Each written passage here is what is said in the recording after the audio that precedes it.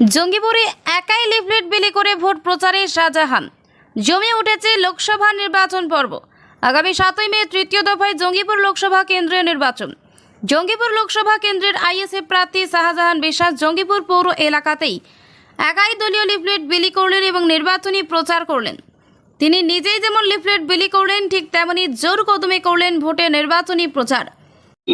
ছাড়া খুব ভালো, মানুষ পরিবর্তন চাইছে, নতুন মুখ দেখতে চাইছিলেন এবং বলেছিলেন আমাকে, সেই হিসাবে ওরা ওয়াদা পূরণ করছেন।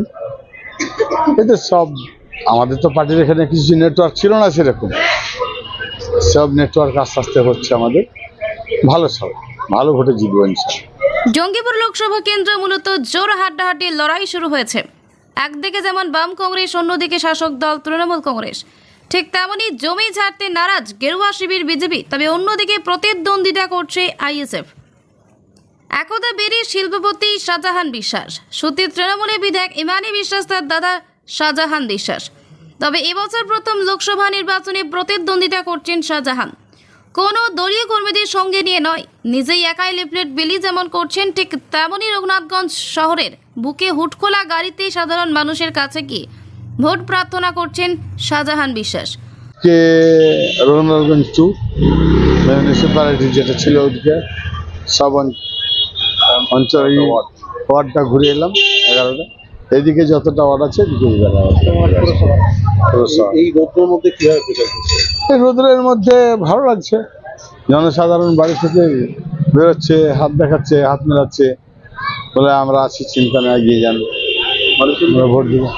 অন্যদিকে জঙ্গিপুর লোকসভায় তৃণমূল প্রার্থী খলিলুর রহমানের বিরুদ্ধে মনোনয়নপত্র জমা দিয়ে শাহজাহান বিশ্বাস রীতিমতো হইচই বাঁধিয়ে বসেছেন জেলায়। শাহজাহান তৃণমূলের সত্যের বিধায়ক ইমানি বিশ্বাসের দাদা, পেশায় বিড়ি মালিক ও শিল্পপতি শাহজাহানের আগেও কখনো দাঁড়াননি কোনো ভোটে। আইএসএফের প্রতীকে জঙ্গিপুর লোকসভা কেন্দ্র থেকে জীবনে প্রথমবারের নির্বাচনে দাঁড়িয়ে কার্যত তৃণমূলের জেতার পথে বড় কাঁটা হয়ে দাঁড়িয়েছেন এবারে। অষ্টম শ্রেণী পাস সত্যের শিল্পপতি শাহজাহান বিশ্বাসের স্থাবর অস্থাবর মিলিয়ে সম্পত্তির পরিমাণ প্রায় 18 কোটি টাকার। পরিবারে সোনা রয়েছে 2.5 কিলোর কিছু বেশি। গত বছর আয়কর দিয়েছেন প্রায় 1.5 কোটি টাকার সামান্য বেশি। শাহজাহানের ভাই ইমানি বিশ্বাসের স্ত্রী সতী 2 ব্লকের পঞ্চায়েত সমিতির সভাপতি এবং তার ভাতৃবধূ রুবিয়া সুলতানা জেলা পরিষদের সভাধিপতি।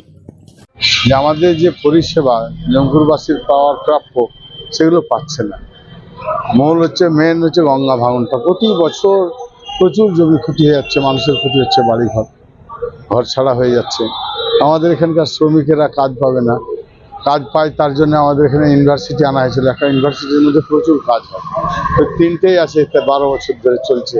বিএড কলেজ, তারপরে আপনার MBA LLB, বাকি আর কলেজগুলো খুলছে না। মুর্শিদাবাদ থেকে কৌশিক অধিকারী রিপোর্ট, লোকাল 18 বাংলা।